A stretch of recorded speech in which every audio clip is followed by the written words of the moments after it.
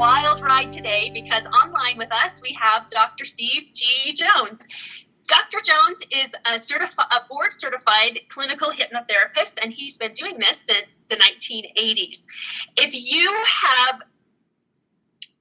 have ideas that you're just being held back and that you want to have more confidence, you want to have more wealth, you want to have more focus, Dr. Steve is the man for you. He has devoted his entire life, the last 25 years, to help people reach these kinds of goals, big goals, with ease and simplicity.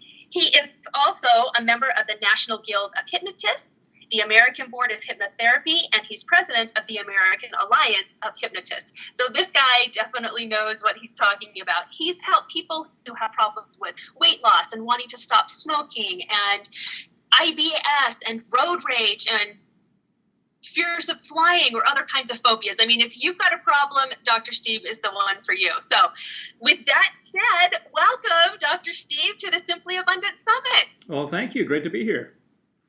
Let's just jump right into this. My first question is, have you always experienced a life of abundance? No, I haven't. And in fact, it's a fairly recent thing for me. Oh, good. You're human. We're so relieved to hear that, quite honestly. So what was your life like before, and how did you get to where you are now? Well, I think the turning point for me was a few years back, and just to define lack of abundance and abundance for myself, lack of abundance for me, you know, I've always lived in America, so in a sense, I've always had abundance. There's always been, a grocery store nearby. There's always been a roof over my head. There's always been transportation. But for me, abundance in the sense that I wanted it, that I would feel more comfortable, was just having an excess of money, having an excess of friends. You know, you can never have too many friends. Right. Just having an excess of fun and opportunities for fun and opportunities for travel. So just having that extra, so I didn't feel as if I was always, maxing out on everything. And so for me, that changed a few years back. And prior to having a life of abundance, I always felt that lack. I always felt that, things could be more. After all, this is America that I live in. I could have more. And so why wasn't I tapping into that? And a lot of it had to do with the way I was raised. As it turns out, a lot of people are affected by that. My father was a product of the Great Depression, born in 1925 at the height of the Depression. So he got a lot of those things in his mind about, you got to save this and more might not be coming. Lack is just the way it is. So things like that. So when it changed for me, when I changed my mindset, things really picked up quite a bit. Really? Just changing your mindset, huh? Well, it was a lot more than that. If you want me to take you through how I did it, I'll be glad to. But essentially, it boils down to that.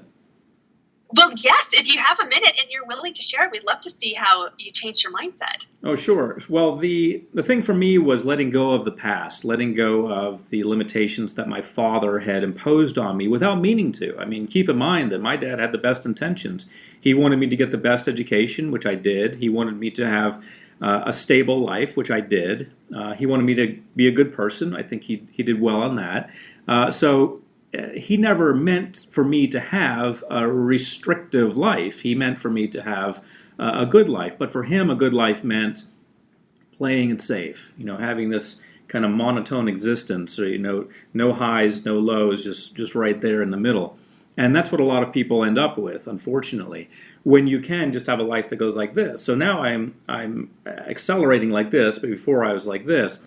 But the way I changed it was I had to get into rewiring my mind. And so I used hypnosis, what Napoleon Hill would call autosuggestion. I used that during the day and during the night. I started making affirmations for myself. People make fun of affirmations. There was a Saturday Night Live skit that made fun of them. The guy saying in the mirror, "I'm good enough, I'm smart enough, and doggone it, people like me." And they made fun of him for saying that. But it's absolutely true that affirmations do work. Whatever you're exposed to on a regular basis will change you. So I started writing out affirmations, things stated in the positive with, definitely what I wanted, clearly stated. And I started reading them a few times a day. And I started using hypnosis on myself, making self-hypnosis recordings. And I started to kind of separate myself from the naysayers, people who are trying to hold me back, and gravitating more toward people who were, for lack of a better term, out of my league. They were doing more than I was at the time, and I've always done that, though. I've always played. One time I challenged a professional soccer player from Kuwait to a one-on-one game of soccer. Very bad idea, by the way. Don't ever do that. But I'm always challenging myself by associating with people who are doing much better than me. And that combination of things has made all the difference. Did you find that it was hard or that it took a long time once you decided to do this, your mind shift or your mindset shift? Not really. It was pretty effortless and pretty quick. There were still things, and there still are things that are remnants from the past. Every now and then something will come up. From my father or my early programming. I was raised where I had to wear the same pants year after year. So in school I had what we call high waters, where they're about an inch or two off the ground, or off of about that much is showing that shouldn't at the bottom of your pants. And they were tight and they were frayed because my father didn't believe that it was time to replace them yet, because after all they were still intact. So that's the kind of restrictive existence I dealt with. So every now and then I have to remind myself, okay, it's okay to buy some more clothes. It's fine to do that. So I still have remnants of that. But the majority of the change happened fairly quickly, within a few weeks, once I started really tapping into my, really programming myself and using affirmations with vigor, religiously using them.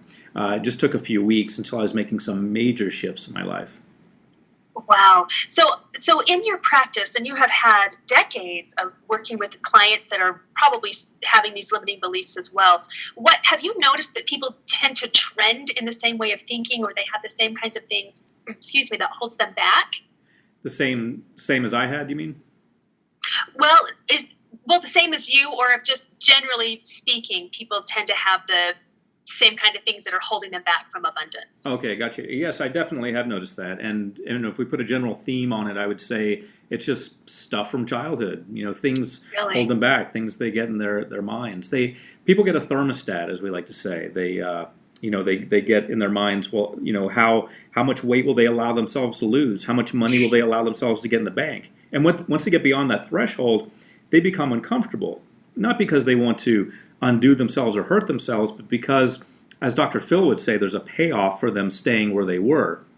People who get to a certain level of attractiveness and weight loss start to feel uncomfortable many times because of an unfortunate situation that happened due to their attractiveness when they were younger. They got some unwanted attention. It didn't go so well. Same thing with money. Maybe they heard when they were a child that rich people are bad. They're snobs. They're just evil people, and so they think, oh my goodness, here's the threshold between good and bad. And if I go beyond that, money-wise, I'll be bad. I don't want to be bad. So it's a subconscious process that happens. And I do notice that those same types of situations happen repeatedly with people. Wow. So what do you do to help them bridge that gap between where they are and where they want to be, and so that they don't then self-sabotage as they get there, back to where they were before? Does that make sense? Yeah, absolutely. And what I notice is about in week 3, they usually do self-sabotage. So if I'm working with them on weight loss, they start eating more than ever. If I'm working with them on saving money, they start, in an office setting, they start spending more than ever, gambling and things like that, making choices that aren't so good. And what that is their subconscious mind kicking in and saying, hey, I know you're pushing to make this happen, but we're going to, pull the release here and make things happen so you don't get there because we're not comfortable there. So I noticed the sabotage kicking in. So in my sessions, I've learned to build that into my sessions, and when I give people recordings, I've learned to build that in also, knowing that's going to happen, helping them push through that and see it through to the other side. It's sort of a manifestation that sort of has to come to a boil, and then they push beyond that and get the resolution that they want. How hard is it for them to push through that? I think we all get to a stopping point. It's like, I don't know why I'm doing this, and I know I shouldn't, but I still am. Like for weight loss, for example, I know I need to eat right. I know I need to exercise. Why can't I get a handle on this? Is it hard to actually push through that kind of subconscious resistance that people get? I think without something like hypnosis or a support group or any therapy of any kind, it would be very difficult to go it alone because it starts to look like a brick wall or a tidal wave coming at you or something insurmountable or a mountain. That's what it tends to look like when you start to do these activities, start to binge eat, start to spend to excess, start to gamble, etc. Just kind of wean yourself back to where you feel good about yourself. But with a support group or something like hypnosis or group therapy, it becomes a lot easier, and it's actually fairly straightforward process to push through it. Oh, well, that's a relief, actually, Yep. to know that you're not just doomed to, climb the insurmountable wall or try to stay afloat when that wave is crashing over you. So do you have something simple that you can share with us that you lead your clients through or the people that come to see you or anything like that you us? Sure. I generally do this in a session which would be an hour long, but one of the things that I think is very powerful, something we take from the world, which I can show you in just a few minutes, is something we take from the world of NLP, neuro-linguistic programming, invented by Richard Bandler and John Grinder. And it's something that's very straightforward. It just sets up what we call an anchor so that you can have the power that you need in the moment. And this is just one of the techniques, one of many that I would use with someone, but the way it works is that you realize that there are times when you are more challenged than others in terms of saving money or losing weight or what have you.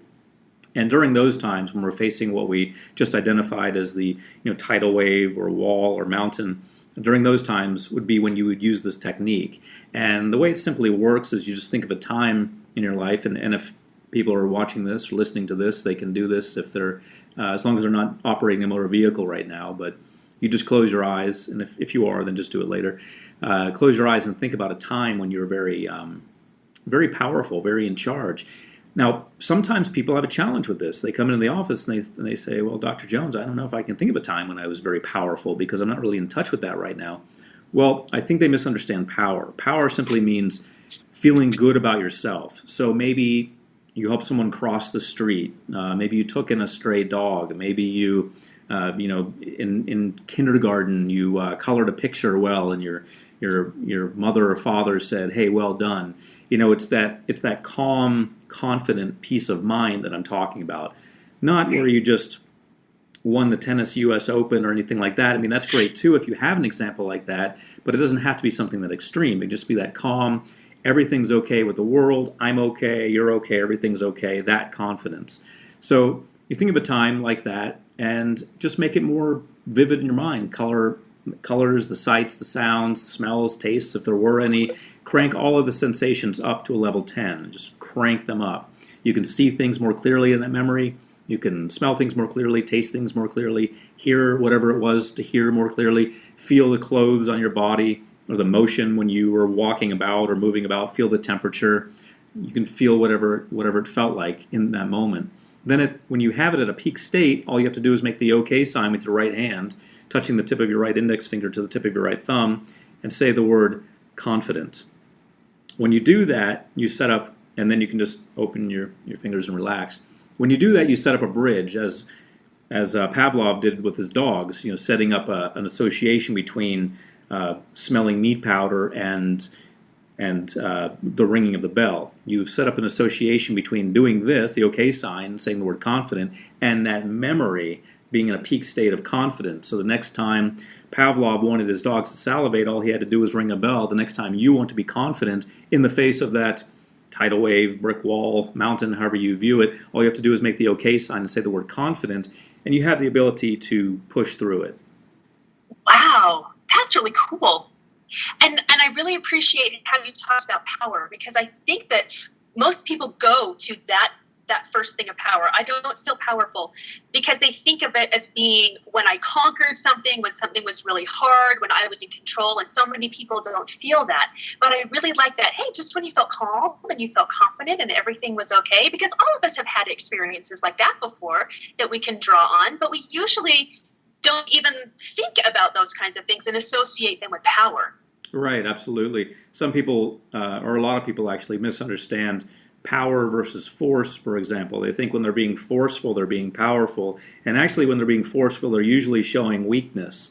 So being excessively forceful in a situation is usually the hallmark of someone who feels weak in that situation and has to sort of overcompensate for that feeling by having this tough exterior, when actually confidence is based on real power, which is just the ability to sit back calmly and be okay with things.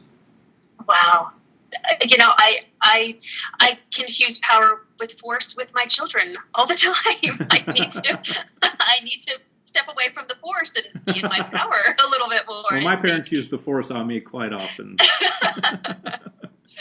What drew you to hypnosis? Well, I was in high school, and I was in. Speaking of power and force, my parents had given up, and they sent me to military school.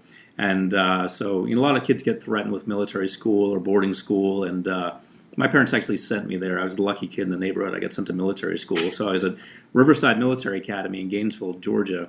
I was sent there in the early 80s for 10th, 11th, and 12th grade.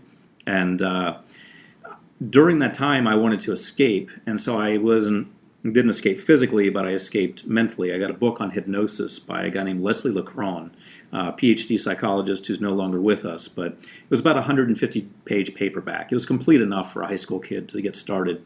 And so I started hypnotizing my roommates, making them do silly things and so forth. It wasn't long after that I realized I could use my powers for good. The athletes came to me in the school wanting to run more competitively. The smart kids came to me wanting to study more effectively. And so all these years later, it's still the same thing I was doing in military school as a high school kid, except now the smart kids are NASA and the athletes are the Dodgers. Oh, wow. That's amazing. So you just kind of fell into your lap. And yeah, I did. And I followed up with academic study. I got my bachelor's degree from the University of Florida in psychology, and I studied psychology also at Harvard University. And then I got my master's in education, my specialist in education, and my doctorate in education, since at that time I was switching more toward teaching rather than so many office sessions. I was figuring out how I could use my skills to train the next generation of hypnotherapists.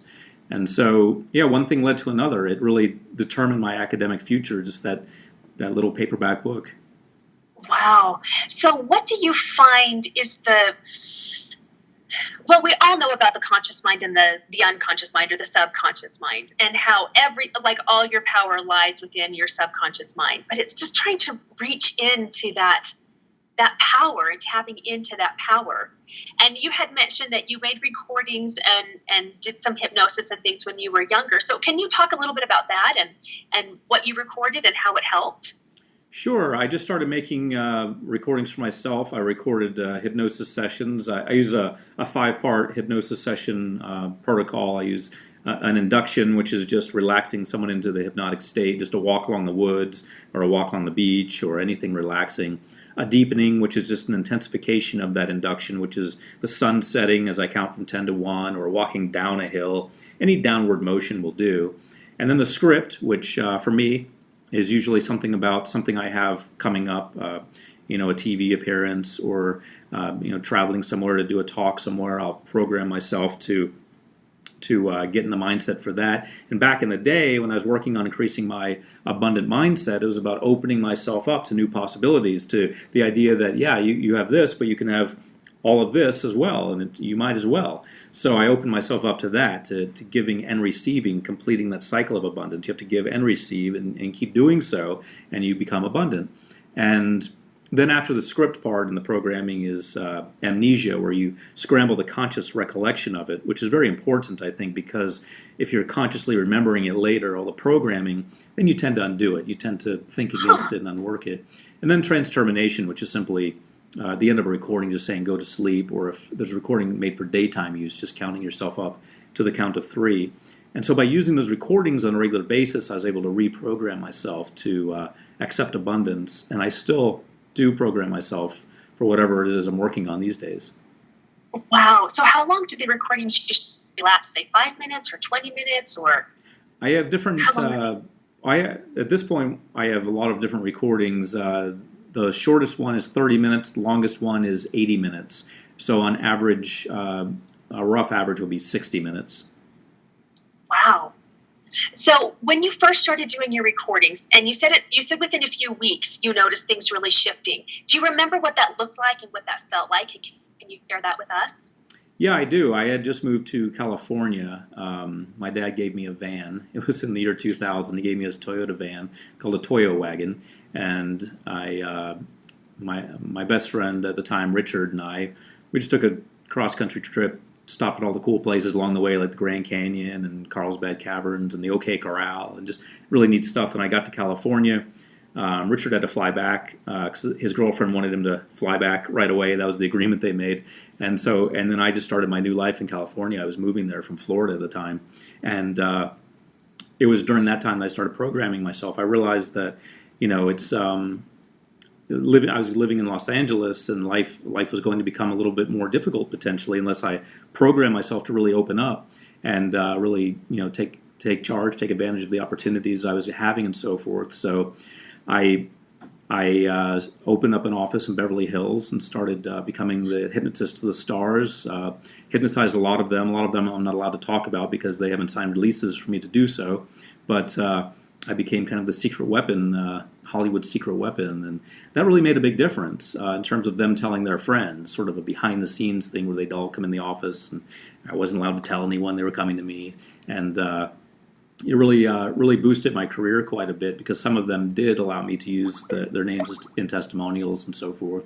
And if I hadn't made that change, if I hadn't started hypnotizing myself and programming myself for success, I wouldn't have had the confidence to do that. I wouldn't have had the confidence to open an office in the Roxbury Medical Building, Beverly Hills 90210. It was a bunch of plastic surgeons and me. So that never would have happened if I hadn't programmed myself for success. Oh yeah, change your outside and then come on in and change your inside. Right. We'll see which one lasts longer. There you go. Yep. That's marvelous. So your first one was really just for confidence, to open yourself up to new possibilities and just to step into your confidence. Right. What was that like? Did it feel like, were you really scared to do that after the programming, after you had done the hypnosis, or did it just feel really natural? For the most part, it felt natural, but it was kind of like I was almost walking on a tightrope, and as long as you don't look down, everything's fine. Every now and then I would look down and I would say, wow, I've got this office here in Beverly Hills, and I started looking around, and it would just seem a little unusual for me having, moved from Florida. And as long as I didn't do that, I was okay. But every now and then I would do a reality check and say, wow, I'm pretty high up here. This is interesting. So that's kind of the way it goes. You start living into this new reality, and every now and then you look around and say, my goodness, this is vastly different. But then you just keep moving forward. Exactly. So how long do you usually have your clients? How long do they usually come see you? And what kind of results are the norm for you and your clients? Usually between 3 and 6 sessions. If it's something like smoking, I like to see someone for 3 sessions. If it's business motivation, making more money, I like to see them for 3 sessions. If it's weight loss, I like to see them for 6 sessions. And usually we get the result that we're after. We don't get it in that time period. That's too short of a time to get measurable results because it takes time to make money and lose weight. But I set up the mindset that they're going to need to take into the future, and so they start on that trajectory. They start gaining more money or losing more weight. That's fascinating. Why do you suppose, and I'm sure you know this answer, why does it take somebody 6 sessions for weight loss versus 3 sessions for making more money? Sort of an arbitrary protocol that I developed. Different hypnotherapists have different times. For example, I know a hypnotherapist in Los Angeles who's very good, who will stop someone from smoking 45 minutes, 1 session. Wow. Yeah, I don't like to do that because I feel that there's some underpinning that may be missed if you do that just 1 session, so I like to build them up to it. I believe that the success rate goes up if you do it that way. I've done it both ways, and for me it's better for 3. With weight loss, there are just so many components. There's, you've got to exercise more, you've got to eat less. Those are the 2 main things. But you've also got to let go of past doubts. You've got to let go of your doubts from the past. You've also got to be prepared for this thing called binge eating, which may kick in the 3rd week. And then there's got to be a cleanup session where I address anything that I've missed. So you've got a lot of different components there when it comes to weight loss. It's not just, you will lose weight. It's the main 2 things. You will, eat less and exercise more. those are great, but you've also got to reprogram them to believe in themselves and to understand this binge eating concept and deal with it and get past it. Right. I'm a firm believer that true lasting change has to happen from the inside out. That you can't just exercise more and eat less, because it's going to last for a certain amount of time. But like you said, week 3, binge eating happens and you hit that big wall, and who do I think I am? I've never been thin, or I can never stay thin, or any of that. And so I think that's fantastic, and that's what you specialize in: change from the inside out, so that it's lasting. Yeah, absolutely. I mean, if some people just say, hey, well, weight loss is easy, just eat less and exercise more. Making money is easy, you just save money and quit wasting money. And those points are valid, or get a better job and make more money. But those points are valid. But what's being overlooked in statements like that is the lack of confidence that people have, which is the reason they are in that situation in the first place. So a program like that is, if someone just says to do that, it's usually not going to last, because they're going to eventually come back to the way they really think about themselves, which is down here. They don't have this new view of themselves that has to be rewired. Absolutely. Do you find that most people don't feel like they deserve what they're wanting, or that they are worthy of it, or that they're good enough for it? Yeah, absolutely. Once you get underneath everything. Absolutely. That's why they don't have it in most cases, because if they did believe in it, then they would go ahead and make the steps on their own to make it happen, because the steps are actually very simple. If you want to make money, you get a better job and you save more and quit wasting money, and it's as simple as that. But people don't do that in many cases because of what you said. Yeah, they just don't feel good about themselves. They don't feel worthy of it. Not only that, but they don't have any role models around them. A lot of times none of their friends have done it. Their friends have done things that are a little less than extraordinary in their minds, and they want to do something extraordinary. They look around and their support group is pulling them down, and we've got to keep in mind that our income is going to be an average of our top 5 friends. The top 5 people we associate with, in terms of how often we interact with them, that's going to be our income if we average all of their incomes. So you're contributing to their income, they're contributing to yours. They're not giving you any money, you're not giving them any, but it's because birds of a feather flock together. And they also like to know that they're in rapport. So if you start to make more money, they're going to feel that tension. Oh no, so-and-so's leaving the group. They're doing better. Let's pull them down. Well, this is not a conscious effort. This is done subconsciously. So they start throwing little barbs out about, okay, nice suit. Nice fancy car, must be nice. These are things that are subconsciously done by that person based on their anxiety about you leaving them, that are going to pull you back. So in many cases, you also need to reassess your circle of friends, and not leave any friends, but just associate less with the people who have been holding you back without meaning to, and more with your new group who you're attempting to gravitate toward. Do you find that it's easy to gravitate toward those people that you're wanting to be more like? Because we say that you're making the average income of your 5 closest friends, and immediately people think, I need new friends. But is it it's almost a little bit of a limbo thing. Well, okay, I'm not fitting here, and I'm not quite fitting there yet. So do you find that they just kind of, those, I hate to say higher ups, because nobody's better than anybody else, but the people that are at, the income level that you want to be at, do you find that you just naturally gravitate to them? Yes, you do. And you have to make a quantum leap, like I did with my office in Beverly Hills. I got to Los Angeles. I was driving, I think the first car I got was just an old Nissan Sentra from the 80s. And we're talking about the year 2000 when I got there. So here I am driving an old Nissan Sentra or something like that from the 80s to my Beverly Hills office, paying a rent that I initially had to put on credit card to afford. So, these things sound ridiculous to someone who isn't programmed to do that. For me, there was no option. I was going to have an office in Beverly Hills. So I found a way to pay the rent by putting it on credit card. I got there with my car. I think one time I had to take a bus. I found a way to get there. Then I started associating with these people. Everyone in the office was doing much better than me. They were making probably minimum $300,000 a year at that time. We're talking about plastic surgeons for the most part. One of my best friends in that office, his name was Paul, not in that office, but in that building. He was an oral surgeon. One of the best. He was from South Africa. One of the best oral surgeons in the state. These became my friends. Suddenly I'm driving my Nissan Sentra to the office, and I'm having lunch with one of the top oral surgeons in the state, hanging out with plastic surgeons. We're making jokes and so forth. And that's what I mean by the tightrope. Sometimes I would look down and I think, I'm the guy who drove here from Florida in a van, sold that van, got this Nissan Sentra, from the 80s, and I barely made it to work because the car doesn't run very well. And, here I am hanging out with these guys. And so but then I would look straight back. I'd get focused again. I'd think, don't look down, you look straight ahead. And so it takes that quantum leap. It's not a matter of, I think tomorrow I'll hang out with someone a little wealthier than me. The next day a little wealthier. No, you go right to the country club, or you go right to the, Beverly Hills 90210. You just step right in and start meeting these people and then keep showing up. That's the way it's done. Wow. I love that. That quantum leap, and just keep showing up. And I love that. Don't look down, just stay focused, because we can get so, whoa, what am I doing? Who do I think I am? Kind of a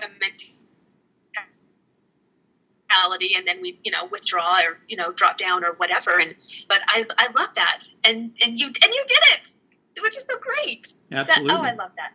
Yeah, well, thank you. Well, I knew that deep down inside I had a gift to share. I had hypnotherapy skills, which were just as good as the oral surgeon skills, which are just as good as the plastic surgeon skills. I was every bit as good as them. The only thing I didn't have was the income. But my office was also the same place theirs was. So, I had 2 out of 3 things going for me. I had the skills. And people can always develop skills, by the way. They can get better at whatever they do. So if they feel a lack in that, they can always develop it. I had the office because I stepped in. The only thing I was lacking was the actual income, which came over time because I believed in myself and I put myself in the right place because of that belief in myself. Just fantastic. And you did it easily and naturally, and look what it's done. That is fantastic. Yeah, that's awesome. Oh, thank you. So I understand that you have a free offer for everyone today. Do you want to tell us a little bit about what you've put together? Sure. A few years back, I built a sound studio from the ground up, and I hired 2 college graduate sound engineers, and we used Pro Tools recording software, which is the same recording software they use in movies. We used a handmade Rhodes mic. We did everything right. I mean, these recordings that I have, it took me about $120,000 to produce them, and I produced them in numerous categories. And this was obviously after I became prosperous. So I produced them, and one of the recordings is my abundance recording, one of my favorite recordings, because this is the information that I used on myself when I had to open up, when I got there to that office, and I had to say, hey, I'm here, and I had to stay there. So this is my abundance script is on here, the same wording that got me from where I was to where I am today. So that's what I've got to offer. It's called a platinum recording. It's platinum because we have different levels of recordings, and this is one of the highest levels. It's got a lot of engineering techniques. It's got binaural tones. Binaural tones have been shown in studies to increase the efficacy, as we call it, the power, the deliverability of the message. They've also got just a very relaxing intro and music in the background, so you really enjoy them. They're a full hour. All you do is listen to them at night as you go to sleep. So this recording that we have is the Abundance Platinum recording. Oh, fantastic. That sounds great. Thank you. Certainly. Thank you so much for that. And that link is actually right here on this email with our recording as well. So people just click right on that and get access right to that abundance recording. So thank you. That is great. Well, Dr. Jones, is there anything else that you want to leave us with as our time is coming to an end? Well, I always like to close with this, which is a saying from the musical group America, which is Oz, meaning the Wizard of Oz, never did give nothing to the Tin Man that he didn't already have. And my takeaway from that, obviously referencing the Wizard of Oz and the gifts that he was giving, was that we have everything we need. We've already got that within ourselves. We've got all the gifts that we need. We were born with that. But sometimes through the process of life, we forget that. We get out of touch with that. We get disconnected from that. So all hypnotherapy offers is just a way to get back in touch with your greatness, your power, your beauty, the amazingness that is you. That's wonderful. Thank you. Thank you for that. Dr. Jones, it's been a pleasure to chat with you. I know people have taken away a ton of great information and will be clamoring to get that abundancy, that platinum MP3 from you. So thank you for joining us. And to everyone else, thank you also for tuning into the Simply Abundant Summit. I would say set your alarms for 6 o'clock tomorrow morning for our next experts, and start your day off right by spending a little bit of time with you and listening to the great deep wisdom that our experts have. You'll notice that it's simple and it's abundant, and it's something that you can put into practice immediately within your day. And I'm beginning to believe that by making yourself a priority, that's really the first thing that you need to do to live an abundant life. So this is Allison Chavez wishing you a simply abundant day. Thank you. Bye-bye. And for your free hypnosis recording, please visit my website, stevegjones.com, enter your email address, and you will receive a free hypnosis recording for programming your inner millionaire so that you can become abundant. I'm Dr. Steve G. Jones at stevegjones.com, hoping you have an outstanding day.